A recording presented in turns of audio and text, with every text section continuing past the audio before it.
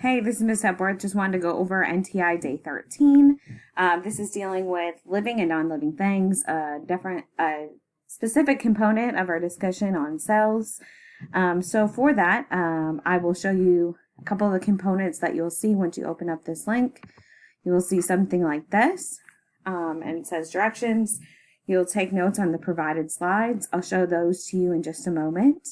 Creating a list of characteristics for all living things. So there are certain qualities that all living things exhibit.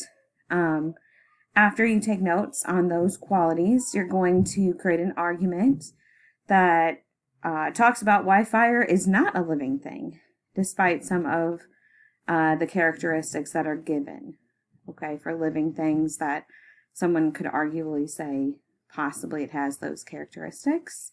So here, I'm going to click off of this and show you those slides. So these are the slides that I was talking about. So they are the characteristics of living things. So living things need to be made up of one or more cells. They need energy to survive.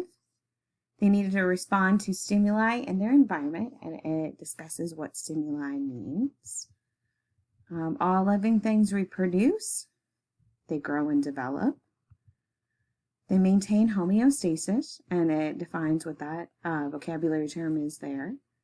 And they have a universal genetic code. Lastly, all living things have the ability to adapt and evolve over time. And the evolution over time is definitely generational. So take notes over that and then go ahead and answer that prompt. If you have any questions, don't hesitate to reach me on email or Google Hangouts or my 11:15 Google Meet. You guys have a great day. Thank you. Bye-bye.